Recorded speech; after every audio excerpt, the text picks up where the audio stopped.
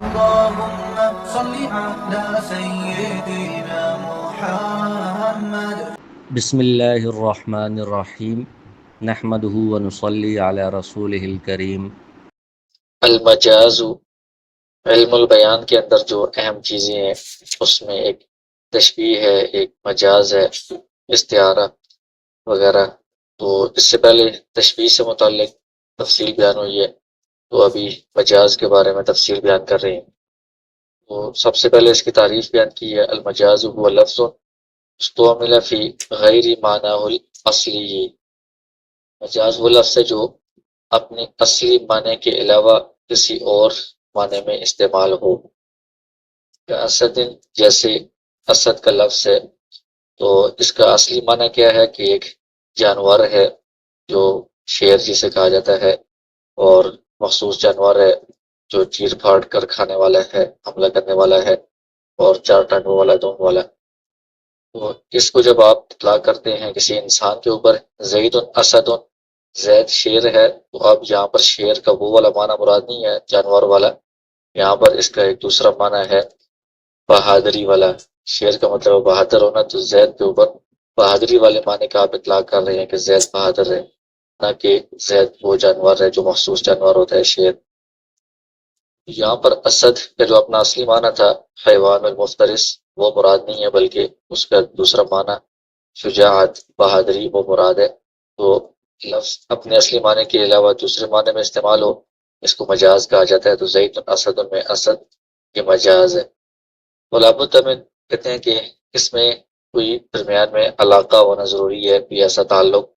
ایسی بات کا پایا جانا ضروری ہے جس کی وجہ سے اصلی معنی اور مجازی معنی کا آپس میں کوئی تعلق ہو، کوئی آپس میں ربط ہو، اس کی وجہ سے اصلی معنی کو چھوڑ کر مجازی معنی وہاں پر مراد لیا جائے گا۔ اسی طرح وہاں پر کوئی قرینہ بھی ہونا چاہیے جو اصلی معنی کے مراد ہونے کو منع کرنے والا ہو، یعنی اس قرینے سے پتہ چلے کہ یہاں پر لفظ کا اصلی معنی مراد نہیں ہے بلکہ یہ مجازی معنی میں استعمال ہو رہا ہے۔ جیسے یہاں پر زید اسد، تو اسد جو اس کا اصلی معنی الحیوان المفترس، تو وہ جو شیر ہوتا ہے وہ بھی بہت بہادر ہوتا ہے، دوسرے جانوروں پر حملہ کرنے والا ہوتا ہے، اور اس کو جنگل کا بادشاہ کہا جاتا ہے۔ اور جو شجاعت ہے، بہادری، یہ اس کے اندر صفت پائی جاتی ہے۔ کسی انسان بہادر کے اوپر اگر یہ لفظ بولا جائے گا تو بہادری والا اس میں آپس میں تعلق پایا جاتا ہے۔ اور انسان کے اوپر جب اسد بولا جا رہا ہے تو ظاہر ہے کہ زید ایسا نہیں ہو سکتا کہ اس کے اوپر حقیقی طور پر شیر کا اطلاق کیا جائے، کیونکہ یہ تو انسان ہے، شیر جانور ہوتا ہے۔ یہ اس بات کا قرینہ ہے کہ یہاں پر حقیقی معنی مراد نہیں ہے، اصلی معنی مراد نہیں ہے۔ وہ نوعان، مجاز کی پھر آگے دو قسمیں ہیں، ایک مجاز مرسل ہے اور ایک استعارہ ہے۔ مجاز مرسل کے بارے میں کہتے ہیں کہ غیر مقید بمشابہت، اس میں یہ ہوتا ہے کہ آپ دو چیزوں کی آپس میں مشابہت نہیں ہوتی، تشبیہ نہیں ہوتی، مطلب جو اصلی معنی ہے اور غیر اصلی معنی ہے اس میں آپس میں مشابہت والا تعلق نہیں ہوتا، تشبیہ والا تعلق نہیں ہوتا۔ بل العلاقۃ فیہ، بلکہ اس میں اصلی معنی کے بجائے جو مجازی معنی میں اس لفظ کو استعمال کیا جا رہا ہوتا ہے تو وہ سبب کے طور پر اس میں تعلق ہوتا ہے ان کا آپس میں، یا کل اور جز والا تعلق ہوتا ہے، یا اور اس طرح کے تعلق ہوتے ہیں، تشبیہ والا علاقہ نہیں ہوتا۔ جیسے سببیت کی مثال دی ہے کہ رعین الغیث، تو اس میں یہ ہے کہ ہم نے بارش کی دیکھ بھال کی، اس کی حفاظت کی۔ تو اصل میں کیا ہے، رعین الزرع، ہم نے کھیتی کی دیکھ بھال کی ہے، کھیتی کی حفاظت کی ہے۔ تو اس کا یہ سبب کیا بنا تھا، کھیتی کی حفاظت کا الغیث، بارش اس کا سبب بنی تھی، اس لیے یہاں پر اس کو سبب کے طور پر استعمال کر لیا ہے اس لفظ کو۔ اس کا آپس میں بارش کا اور کھیتی کا جو تعلق ہے وہ تشبیہ والا تعلق نہیں ہے بلکہ سبب والا تعلق ہے، کہ سبب بول کر مسبب مراد لیے ہے۔ یا پھر یہ کہ اس کا الٹ ہوگا، یعنی مسبب بول کر سبب مراد لیا جائے گا، جس کو کہا جاتا ہے کہ مسببیت والا علاقہ ہے۔ جیسے اللہ تعالیٰ کا قول ہے انما یأکلون فی بطونہم نارا، جو لوگ یتیموں کا مال کھا رہے ہیں تو وہ اپنے پیٹوں کے اندر آگ کو کھا رہے ہیں، آگ کو ڈال رہے ہیں۔ تو حقیقت میں تو وہ آگ کو نہیں کھا رہے ہوتے، مطلب آگ جو ہے نا یہ مسبب ہے، اور سبب کیا ہے، یتیموں کا مال کھانا۔ تو وہ یتیموں کا مال کھا رہے ہیں تو اس کے نتیجے میں آگے کیا ہوگا، آگ ان کو سہنی پڑے گی قیامت کے دن۔ وہ مسبب بول کر سبب مراد لیا گیا ہے۔ یا پھر یہ آپس میں تعلق جو ہوگا وہ کلیت اور جزیت والا ہوگا. کلیت والا یعنی کل بول کر جز مراد لیا جائے، جیسے یہ جعلون اصابعہم فی آذانہم، کہ وہ اپنی انگلیاں کانوں میں ڈالتے ہیں. تو ظاہر ہے کہ پوری انگلی تو کان میں نہیں ڈالی جاتی، مراد کیا ہے انگلی کا ایک جز، اطراف و اصابع، وہ اپنی انگلیوں کے آگے والا جو کنارہ ہے وہ ڈالتے ہیں. تو کل وہ جز کی جگہ پر یہاں پر بولا گیا ہے، یہ آپس میں کل اور جز والا تعلق ہے. یا اس کا الٹ ہوگا، جز بول کر کل مراد لیا جائے گا، جیسے آئین بول کر جاسوس مراد لیا جاتا ہے. تو جاسوس تو پورا انسان ہوتا ہے، صرف آنکھ تو نہیں ہوتی، لیکن چونکہ جاسوسی میں مین کردار آنکھ کا ہوتا ہے تو اس لیے آئین آنکھ بول کر پورا جاسوس مراد لیا جاتا ہے، پورا بندہ. اسی طرح فتحریر رقبۃ قرآن میں ہے گردن آزاد کرنا، تو پورا غلام آزاد ہوتا ہے، مراد پورا غلام ہے، لیکن ایک جز گردن کو یہ اس میں بولا گیا ہے کہ عام طور پر غلامی کا کہا جاتا ہے کہ غلامی کا توق ہے اس کی گردن میں، گردن اس میں استعمال ہوتا ہے. تو جز بول کر کل مراد لیا گیا ہے. تو ان سب میں تشبیہ نہیں ہے، ایک چیز کی دوسری چیز کے ساتھ تشبیہ نہیں ہے، مشابہت نہیں ہے. سبب مسبب والا یہ کل جز والا علاقہ ہے، اس کو مجاز مرسل کہا جائے گا. دوسری قسم ہے مجاز کی، مجاز تکون العلاقۃ فی المشابہۃ بین المعنی الاصلی والمجازی، ایسا مجاز کہ جس میں معنی اصلی اور معنی مجازی کے درمیان مشابہت والا علاقہ پایا جائے، مشابہت والا تعلق ہو، تشبیہ دی جا رہی ہو. وہ الاستعارہ، اس قسم کو استعارہ کہا جاتا ہے. اب اس کی آگے تشریح بیان کریں گے. کہتے ہیں والعربی یعرف اصل الکلام ببدیہتہ، کوئی بھی عربی جاننے والا جو بندہ ہوتا ہے وہ کلام کی جو اصل معنی ہے اس کو اپنی فطرت کی وجہ سے وہ پہچان رہا ہوتا ہے کہ اس کا اصل معنی یہ ہے. لیکن جہاں پر وہ اصل معنی سے ہٹ کر کسی اور جگہ استعمال ہوگا تو وہاں پر عربی جو بندہ ہوگا سمجھنے والا وہ سمجھ جائے گا کہ یہاں پر یہ اصلی معنی سے ہٹ کر کسی اور معنی میں استعمال ہوا ہے. تو مخالفت الاصلی ابلغ، اصل کی جگہ پر دوسری جگہ استعمال ہوگا، یہ کلام میں زیادہ بلیغ شمار ہوگا، یہ ہر عربی بندہ اس کو اچھی طرح سمجھ سکتا ہے. اب کہتے ہیں کہ الاستعارۃ مجاز علاقۃ المشابہہ، استعارہ جو ہوتا ہے یہ مجاز کی ایک قسم ہے جس کے اندر مشابہت والا علاقہ پایا جاتا ہے، یعنی معنی اصلی اور معنی مجازی کے درمیان تشبیہ والا تعلق پایا جاتا ہے. وہی جوہر البیان، یہ جو استعارہ ہے یہ بیان کا ایک بہت قیمتی موتی ہے، بہت قیمتی حصہ ہے. جمالہ الخلاب، اور یہ اس کا بہت خوشنما جمال ہے. اور وہ سحر الحلال، اور حلال جادو ہے، مطلب اس کے ذریعے سے بیان کے اندر بات کے اندر بہت زیادہ جادوئی تاثیر پیدا ہو جاتی ہے. والماء الزلال، اور اسی طرح خوشگوار پانی کی طرح ہے یہ، یعنی کلام اس کے ذریعے سے بہت خوشگوار، بہت عمدہ اور بہت اعلیٰ ہو جاتا ہے. اور یہ کس طرح بنتا ہے استعارہ؟ یہ وہی مبنیۃ علی تشبیہ حذف احد الطرفیہ، یہ جو استعارہ ہے یہ کس طرح بنتا ہے؟ یہ تشبیہ جس کا پچھلی فصل کے اندر بیان ہوا تھا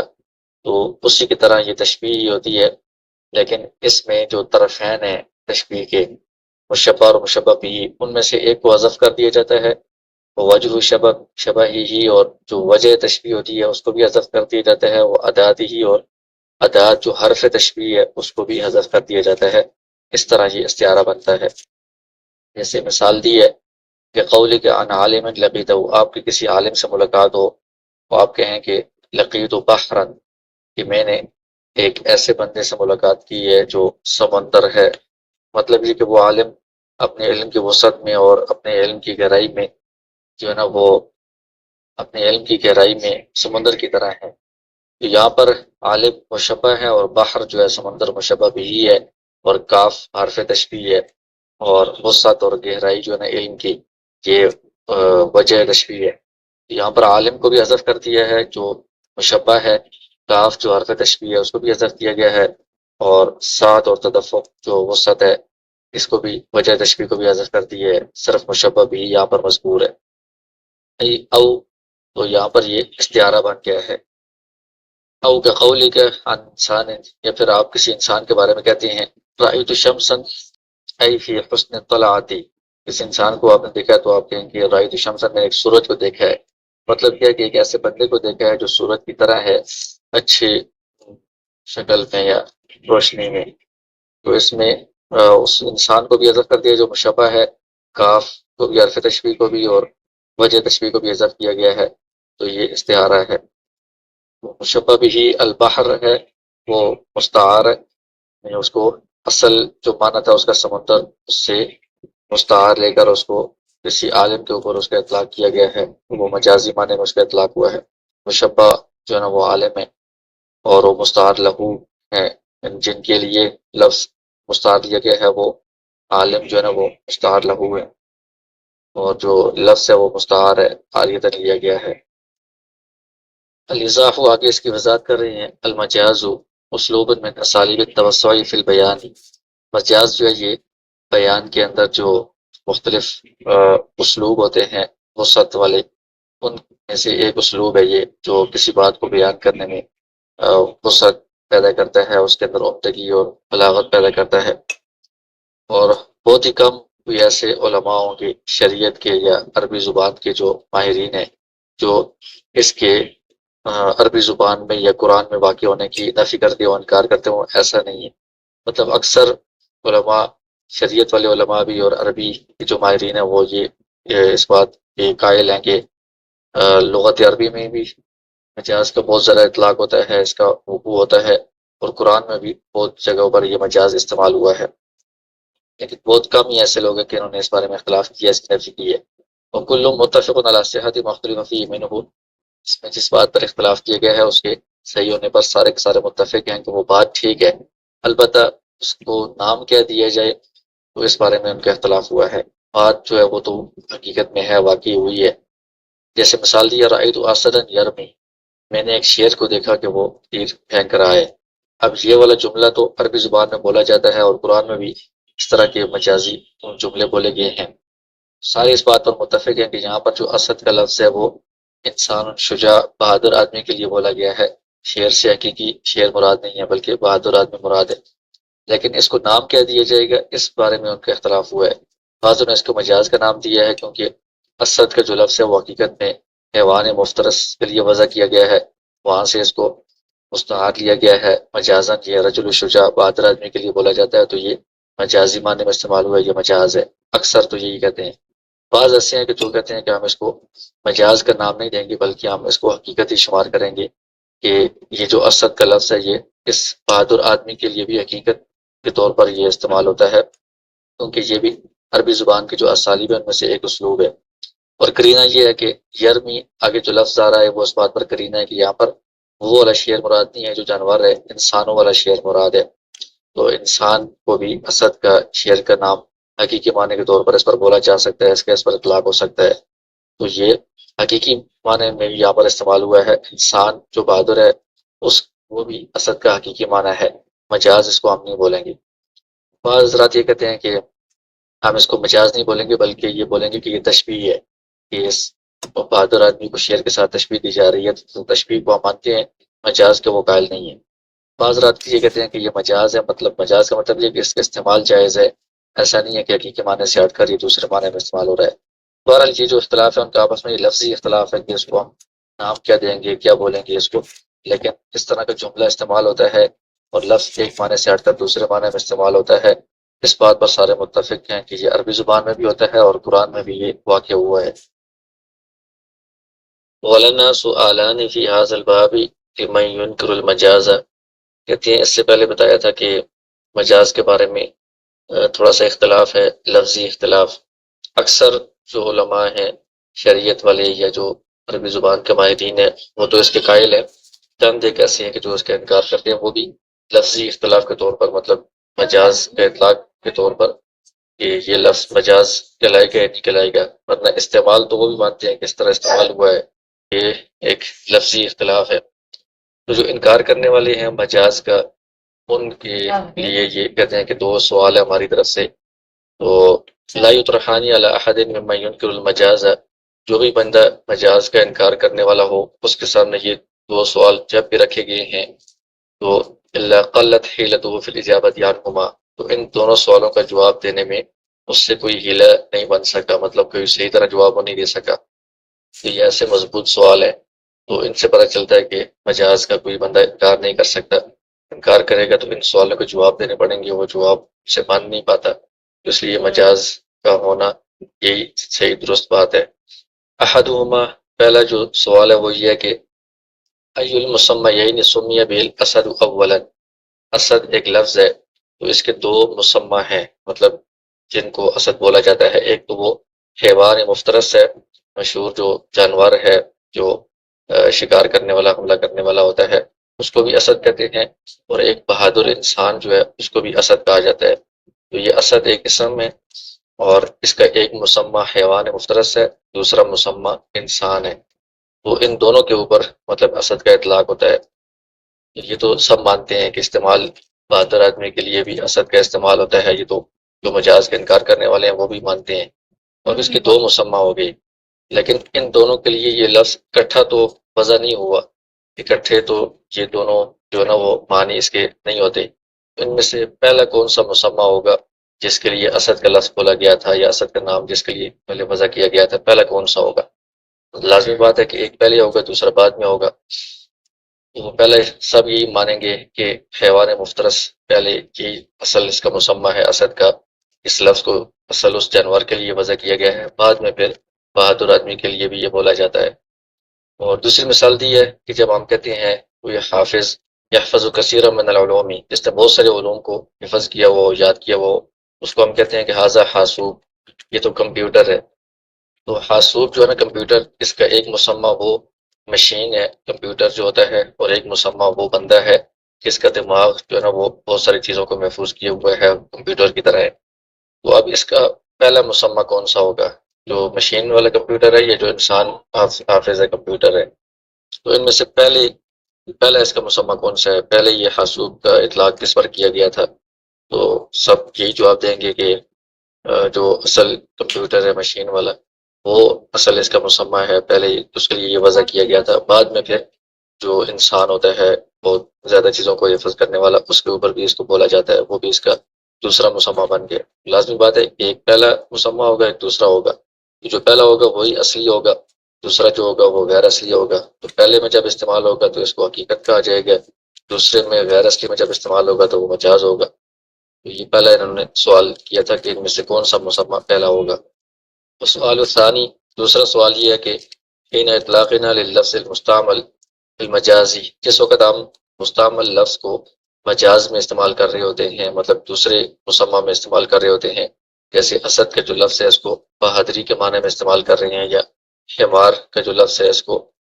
بیوقوف ہونے میں استعمال کر رہے ہوتے ہیں. تو ایک اس کا پہلا معنی تھا حقیقت والا کہ جو اسد سے مراد شیر ہے وہ جانور، حمار سے مراد وہ مخصوص جانور ہے. تو جب ہم اس کو کسی انسان کے اوپر بول رہے ہیں الا ای معنی ينصرف اللفظ عند الاطلاق، اس وقت یہ لفظ جب اس کا اطلاق کیا جا رہا ہے تو اس کا کون سا معنی مراد ہوگا؟ وہ مخصوص جو جانور ہے وہ تو مراد نہیں ہو سکتا کیونکہ انسان کے اوپر ہم اس کو بول رہے ہیں. لازمی بات ہے کہ دوسرا معنی مراد ہوگا. اس سے پتہ چلتا ہے کہ ایک پہلا معنی ہے اور ایک دوسرا معنی ہے، اور جب انسان کے اوپر اس کو آپ بول رہے ہیں اس وقت دوسرا معنی مراد ہے، تو لازمی بات ہے کہ یہ دوسرا اصلی معنی نہیں ہے. تو اس کو پھر اصلی معنی سے ہٹ کر دوسرے معنی میں استعمال کرنا کہا جائے گا، اور اسی کو مجاز کہا جاتا ہے. لہذا مجاز کا کوئی بھی انکار نہیں کر سکتا. اور اجابت والا سوالین واحدہ، دونوں سوالوں کا جواب ایک ہی بنتا ہے. ولذلك لوازم لا انفكاك منها، تو جب یہ استعمال اس طرح ہوتا ہے اصلی معنی میں اور اصلی معنی کے علاوہ دوسرے معنی میں بھی، تو اس کے وہ لوازمات ہیں جن سے بندہ پیچھے نہیں ہٹ سکتا. مطلب اصلی معنی بھی ماننا پڑے گا، دوسرا معنی بھی ماننا پڑے گا، اور اصلی معنی اور دوسرے معنی میں مناسبت بھی ماننی پڑے گی. یہ ساری چیزیں اس کے لوازمات ہیں، ان سے چھٹکارا نہیں پا سکتا کوئی بھی. ولیکن المقابرۃ فی ھذا الباب تجد مداخل لا تنتہی، لیکن اس معاملے میں اگر کوئی بندہ ضد میں آ جاتا ہے، ڈرمی میں آ جاتا ہے، تو اس کی وجہ سے پھر بہت سارے اعتراضات سامنے آتے ہیں جو لامتنا ہی ہوتے ہیں، ان کا سلسلہ ختم نہیں ہو سکتا. لیکن حقیقت میں کوئی بندہ غور کرے گا، انصاف سے غور کرے گا، تو وہ اس کا مجاز کا کبھی بھی انکار نہیں کر سکتا. ومن الشبہ الضعیفۃ التی یتعلق بها، کہتے ہیں کہ بعض ضعیف شبہات ہیں اس بارے میں. ایک ضعیف شبہ جو بعض منکرین مجاز کی طرف سے کیا جاتا ہے وہ یہ ہے کہ مجاز جو ہے نا یہ کوئی حقیقت نہیں ہے، مطلب صحیح مستقل ایک چیز نہیں ہے، کیونکہ اس کا انکار بھی کیا جا سکتا ہے، اس کی نفی بھی کی جا سکتی ہے. جیسے کسی پلید کوئی بندہ کن ذہن ہے، بیوقوف ہے، اس کے بارے میں آپ کہتے ہیں کہ حمار، یہ حمار ہے، تو دوسرا بندہ اس کا انکار بھی کر سکتا ہے کہ لیس بحمار، یہ تو انسان ہے، یہ حمار نہیں ہے. تو اس سے پتہ چلتا ہے کہ یہ حمار کا اس کے اوپر اطلاق یہ صحیح نہیں ہے، کیونکہ اس کی نفی بھی کی جا رہی ہے لہٰذا یہ مجاز یہاں پر نہیں استعمال ہو سکتا، مجاز نہیں ہے، مجاز کی مطلب کوئی حیثیت نہیں، کوئی حقیقت نہیں ہے۔ لیکن ظاہل عن حقیقت ازل اعتراضی، لیکن اس اعتراض کے اندر حقیقت کیا ہے تو اس سے وہ لوگ غافل ہیں، انہوں نے اس کو صحیح غور نہیں کیا، صحیح طرح سوچا نہیں ہے، کیونکہ لأن المنفی غیر المثبتی، جو منفی جس چیز کی نفی کی جا رہی ہے وہ الگ ہے، اور جس چیز کا اثبات کیا جا رہا ہے وہ الگ ہے۔ جب پہلے اس کو کہہ رہی ہے حمار، تو اس میں اس کے جانور ہونے کا اثبات نہیں کیا جا رہا، بلکہ اس کے اندر وہ جو حمار والی صفت ہے پلید ہونا، اس کا اثبات کیا جا رہا ہے۔ اور دوسرے جملے میں جب کہا جا رہا ہے لیس بحمار، یہ حمار نہیں ہے، تو اس سے نفی جو کی جا رہی ہے وہ مخصوص جو جانور ہے، جانور ہونے کی نفی کی جا رہی ہے۔ تو اس بات جس کا کیا جا رہا ہے وہ پلید ہونا ہے، نفی جس کی جا رہی ہے وہ جانور ہونا ہے، لہٰذا دونوں الگ الگ چیزیں ہیں، تو ایک ہی چیز کی نفی نہیں کی جا رہی، تو اس کو آپ مجاز کے انکار میں نہیں پیش کر سکتے اس اعتراض کو۔ والذی قوى الخلاف بین بعض من ينفي المجاز ومن يثبته، کہتے ہیں کہ ایک اور چیز ہے جس نے مجاز کی نفی کرنے والوں اور مجاز کا اثبات کرنے والوں کے درمیان اختلاف کو بہت زیادہ قوی مضبوط کر دیا ہے۔ ومن یش ادعاء المجاز فی مواضع لا دلیل على التجوز فیہا، تو وہ چیز جس کی وجہ سے اختلاف زیادہ مضبوط ہو گیا ہے، پختہ ہو گیا ہے، وہ چیز یہ ہے کہ ایسی جگہوں میں مجاز کا دعویٰ کرنا جس میں مجاز کے ہونے پر کوئی دلیل موجود نہیں ہے، جیسے آیات الصفات، اللہ تعالیٰ کی صفات کے بارے میں کچھ ایسی آیات ہیں جن کو ہم متشابہات کہتے ہیں، تو اس کا حقیقی معنی جو ہے نا وہ بعض اوقات معلوم کرنا دشوار ہوتا ہے، یا بعض اوقات اس کا اللہ تعالیٰ کے اوپر اطلاق کرنا سمجھ میں نہیں آتا، تو اس میں مجازی معنی کا بعض لوگ دعویٰ کرتے ہیں، اور اس میں وہ ایسی بعض اوقات تعویلیں کرتے ہیں کہ وہ تحریف کے زمرے میں آ جاتی ہے یا تعطیل کے زمرے میں آتی ہے۔ تحریف کا مطلب ہے کہ قرآن کے اصل الفاظ یا معنی کو بگاڑ دینا، اس سے کوئی اور معنی مراد لینا جو اللہ تعالیٰ کا معنی نہ ہو۔ تعطیل کا مطلب یہ ہے کہ اللہ تعالیٰ کے لیے جو چیزیں ثابت ہیں ان کو ثابت نہ ماننا، مطلب معطل کرنا، نعوذ باللہ۔ تو ایسی صفات کے بارے میں ایسی تعویل کرنا کہ جس سے تحریف یا تعطیل لازم آئے اور اس میں پھر مجاز مراد لینا، یہ ٹھیک نہیں ہے۔ تو ایسا بعض لوگوں نے کیا، تو اس وجہ سے دوسرے لوگوں نے پھر ان کے اوپر رد کرنے کے لیے مجاز کا یہ انکار کر دیا، تو مجاز ہوتا ہی نہیں ہے، مجاز ہے ہی نہیں ہے، اس کی وجہ سے ان کا آپس میں اختلاف زیادہ بڑھ گیا۔ تو بہرحال والحق، حق بات یہ ہے ان المجاز واقع فی اللغۃ العربیہ، کہ عربی زبان میں مجاز واقع ہوا ہے، اس کا بہت زیادہ استعمال ہے، وفی القرآن، اور قرآن میں بھی یہ واقع ہوا ہے، اس کا استعمال ہوا ہے، اور یہ مجاز جو ہے نا یہ جھوٹ نہیں ہے۔ ومن اثبته فی اللغۃ ونفاه فی القرآن فهو مخطئ بلا شک، جو اس کو عربی زبان میں ثابت قرار دیتے ہیں کہ عربی زبان میں مجاز ہے، اور قرآن میں اس کی نفی کرتے ہیں کہ قرآن میں استعمال نہیں ہوا، تو وہ بھی غلطی میں ہے، اس میں بھی کوئی شبہ نہیں ہے، کیونکہ لأن القرآن بلغت العرب، قرآن جو وہ عربی زبان میں ہی نازل ہوا ہے، باسالیبہم، اور قرآن میں وہی عربوں کے جو اسلوب ہے وہ سارے اسلوب استعمال ہوئے ہیں، تو مجاز بھی ایک زبان کا اسلوب ہے، مجاز بھی قرآن میں استعمال ہوا ہے، اس کی نفی نہیں کی جا سکتی۔ اور ایک اور بات اس میں یہ ہے کہ والحق وایضاً ان الاصل فی الکلام الحقیقت، اصل کلام کے اندر یہی ہوتا ہے کہ حقیقت ہو، مطلب اس کا حقیقی معنی جو اصلی معنی ہے وہی مراد ہونا چاہیے۔ ولا يعدل عنها الا بدلیل، اصل معنی سے ہٹ کر دوسرے معنی میں استعمال تب ہم مانیں گے جب وہاں پر کوئی قرینہ ہوگا، کوئی دلیل موجود ہوگی۔ لہذا بحث آخر، تو کہتے ہیں کہ اس کے لیے مزید دوسری بحث آگے بعد میں آئے گی، یہاں پر صرف ایک مقدمے کے طور پر ہم نے کچھ چیزیں ضروری طالب علم کے سامنے رکھتی ہیں، تاکہ حتی لا یشوش علیہ من لم یتظلم من علوم العربیہ، تاکہ طالب علم کے سامنے تشویش نہ پیدا کرے وہ شخص جو عربی زبان میں زیادہ گہرائی والے نہیں ہیں، زیادہ سمجھ بوجھ واقفیت رکھنے والے نہیں ہیں، ان لوگوں کی طرف سے کوئی تشویش لاحق نہ ہو طالب علم کو۔ وقال فی هذه المسألة بالتقلیدی، جو لوگ تشویش ڈالنے والے ہیں وہ کون ہے؟ کہ عربی زبان میں خود ان کو مہارت نہیں ہے، اور اس میں تقلید کر کے وہ بات کر رہے ہوتے ہیں، اور اختلاف کو انہوں نے بہت زیادہ بڑھا دیا ہے، اور اختلاف کی بنیاد پر پھر اور بڑی بڑی باتیں انہوں نے کی ہیں جو بہت بڑی غلطیاں شمار ہوتی ہیں۔ وہ احمل کلام الحزاق، جو حاذق کہتے ہیں ماہر، عربی زبان میں جو ماہرین ہیں ان کے کلام کو انہوں نے چھوڑ دیا ہے، ان سے غفلت میں مبتلا ہیں۔ النحاریر، نحریر کی جمع ہے، بہت ماہر عالم کو، بڑے عالم کو کہا جاتا ہے، تو جو ماہرین ہیں یا بڑے میں علماء ہیں جنہوں نے اس مسئلے کے اندر بہت ذرا علمی باتیں کی ہیں، بحثیں کی ہیں، اور اس مسئلے کو بالکل مکمل کر دیا تھا، ختم کر دیا تھا، ان کے کلام کو چھوڑ کر کچھ لوگ جو ہے وہ اس میں اپنی طرف سے بات چیت کرتے ہیں تو وہ اس میں اختلاف پیدا کر دیتے ہیں، ان کی وجہ سے طالب علم کو تشویش نہ ہو، اس لیے ہم نے یہ بحث شروع میں مقدمے کے طور پر ذکر کر دی ہے۔ وَلْنَعُدْ الْآنَ إِلَى الْإِيضَاحِ، اب ہم دوبارہ مجاز کی وضاحت کی طرف واپس آتے ہیں۔ تو ہم کہتے ہیں کہ یہ جو تعریف ہے مجاز کی، یہ مجاز کی ایسی تشریح کرتی ہے کہ جس میں وہ امور بھی واضح ہو جاتے ہیں جن کے اوپر مجاز کی بنیاد رکھی گئی ہے، اور وہ تعریف کیا ہے؟ استعمال اللفظ فی غیر معنی الاصلی، لفظ کا اپنے اصلی معنی کے علاوہ کسی اور معنی میں استعمال ہونا، اس کو مجاز کہا جاتا ہے۔ یہاں پر اصلی کہا ہے کیونکہ بعض تعریفات میں حقیقی کہا جاتا ہے کہ حقیقی معنی کے علاوہ کسی اور معنی میں استعمال ہو، ہم نے حقیقی نہیں کہا، اصلی کہا ہے، کیونکہ بعض جو مجاز کے بارے میں اختلاف کرنے والے ہیں وہ یہ کہتے ہیں کہ اس کو ہم حقیقی معنی نہیں کہیں گے، پہلے معنی کو اصلی معنی کہیں گے، تو اس لیے ہم نے اس اختلاف سے بچنے کے لیے حقیقی نہیں کہا بلکہ اصلی کہا ہے، تاکہ اس اختلاف سے ہم نکل آئیں، سب کے نزدیک یہ بات درست ہوگی کہ ایک اس کا اصلی معنی ہوتا ہے اور ایک غیر اصلی معنی ہوتا ہے۔ تو غیر اصلی جو معنی ہوتا ہے وہ مجاز ہوتا ہے۔ تو یہ جو تعریف ہے استعمال اللفظ فی غیر معنی الاصلی، اس سے پتہ چلتا ہے کہ اس کے اندر کون کون سی امور ہوتے ہیں، کون سی چیزیں ہوتی ہیں۔ تو ایک اس کے اندر معنی اصلی ہوتا ہے، ایک غیر اصلی ہوتا ہے، اور علاقہ ہوتا ہے بین المعنی الاصلی و بین المعنی المجازی، اصلی معنی اور غیر اصلی معنی کے درمیان میں کوئی آپس میں تعلق ہوگا، جیسے پیچھے تذکرہ آیا ہے۔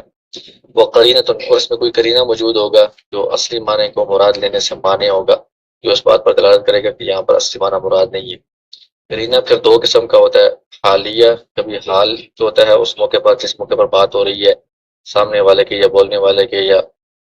اس وقت کے حالات بتا رہے ہوتے ہیں کہ یہاں پر کون سا معنی مراد ہے، اصلی مراد نہیں ہے، دوسرا معنی مراد ہے۔ بعض اوقات مقالیہ، قول کے اندر، یہ بات کے اندر ایک ایسی چیز ہوتی ہے جو قرینہ ہوتی ہے، دلالت کر رہی ہوتی ہے کہ یہاں پر اصلی معنی مراد نہیں ہے، دوسرا معنی مراد ہے۔ جیسے مثال دی ہے کہ نبی صلی اللہ علیہ وسلم جب غزوہ تبوک سے واپس آئے تو صحابہ کرام نے مرحبا کہا، آپ کو استقبال کیا، اس وقت یہ آپ صحابہ کرام نے شعر پڑھا، طلع البدر علینا من ثنیات الوداع، یہ ہمارے اوپر دو رات کے چاند طلوع ہو گیا ہے۔ ثنیات الوداع، یہ مدینہ کے اندر ایک جگہ تھی جہاں سے لوگوں کو الوداع کیا جاتا تھا یا باہر سے آنے والوں کو استقبال کیا جاتا تھا، وہاں سے چاند ہمارے اوپر طلوع ہوا ہے۔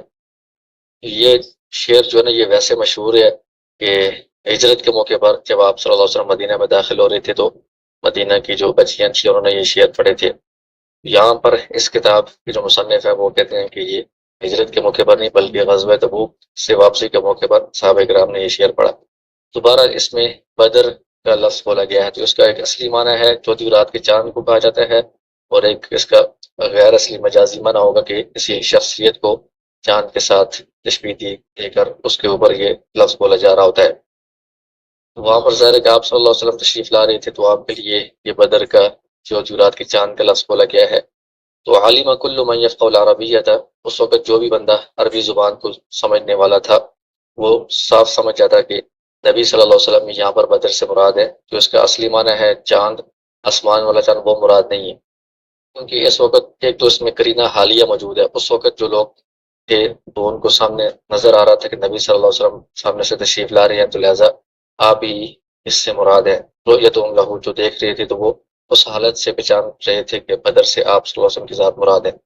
اور دوسرا اس میں قرینہ مقالیہ بھی ہے، وہ یہ ثنیات الوداع کا اس میں لفظ آ گیا کہ وہاں سے چاند طلوع ہو رہا ہے۔ جو آسمان والا چاند ہے وہ تو آسمان میں طلوع ہوتا ہے، مشرق سے مغرب، وہ اس کے لیے وہ لفظ بولے جاتے ہیں۔ ثنیات الوداع سے طلوع ہونے کا مطلب یہ کہ آپ صلی اللہ علیہ وسلم وہاں سے تشریف لا رہے تھے، تو یہ بھی بات کے اندر